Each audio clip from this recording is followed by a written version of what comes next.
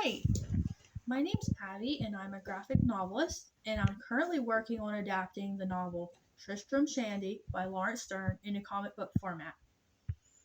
As an artist, it's important to know how the author would want his characters portrayed. It's also important to know how the characters would have dressed in that respective time period. This is Peter Perez Burdett and his first wife Hannah by Joseph Wright of Derby in 1765. This is roughly how the characters of Tristram Shandy would have dressed at the time the novel was written. This is the author, Laurence Sterne. This portrait was painted by Joseph Reynolds in 1760. Sterne would have been around 47 years old. This bottom sketch was included in the novel Tristram Shandy.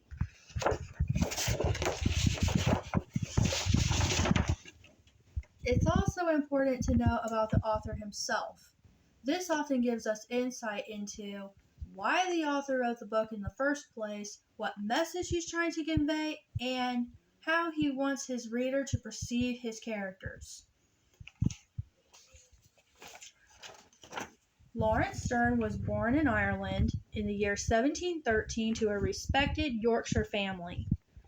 His great-grandfather had been Archbishop of York. His grandfather was a wealthy country squire. However, Sterne's father was not quite so grand.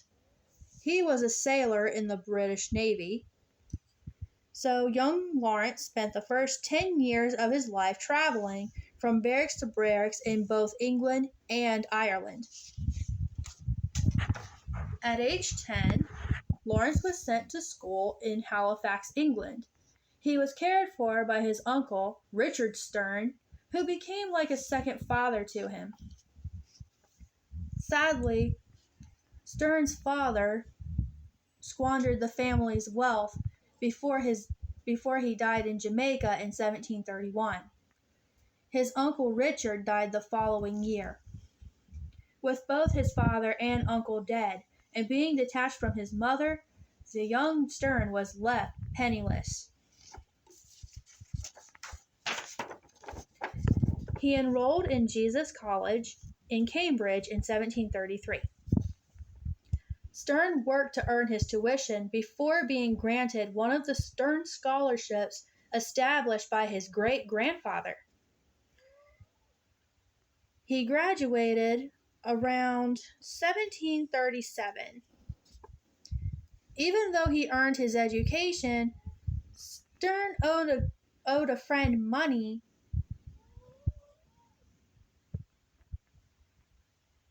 and had no connections.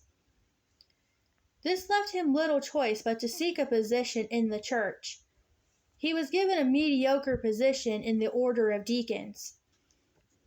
On March 30th, 1741, Sterne married Elizabeth Lumley.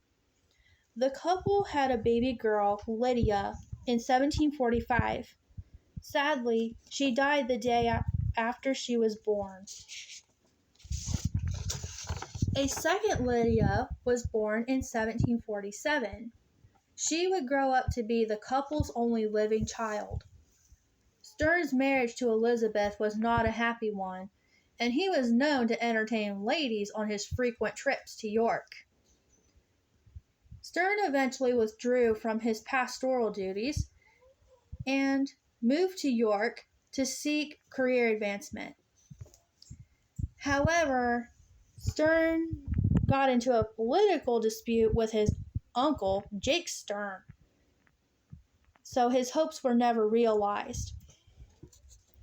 It was this bitter political experience that inspired Sterne to write his satire, Tristram Shandy. Sterne got the idea for his character's first name from a statue of a bearded beggar in Halifax Parish Church. The statue was called Old Tristram. The word shandy was Yorkshire slang, which meant odd or crazy. This combination suggests an odd character, possibly who dresses shabbily.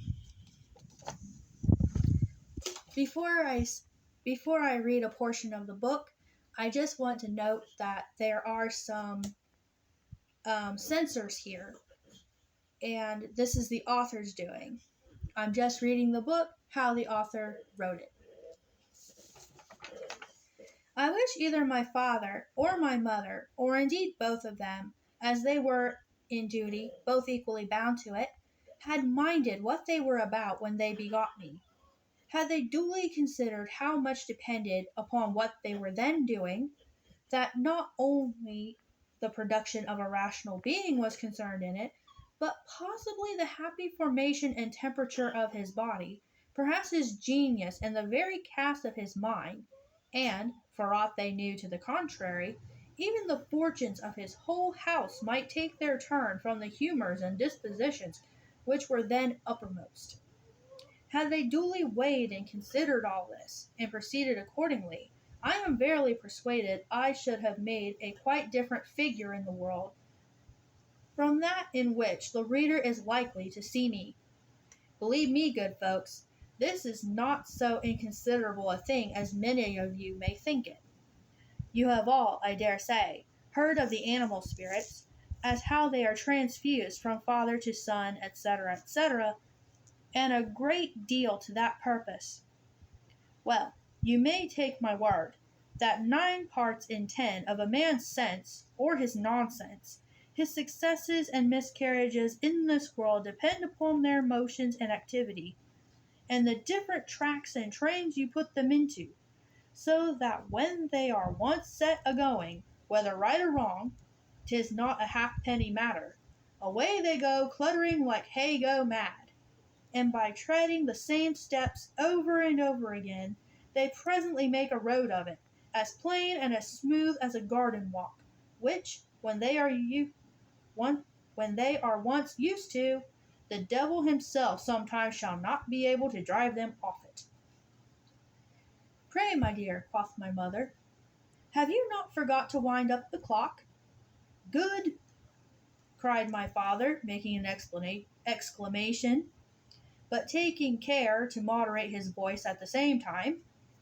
Did ever woman, since the creation of the world, interrupt a man with such a silly question? Pray, what was your father saying? Nothing.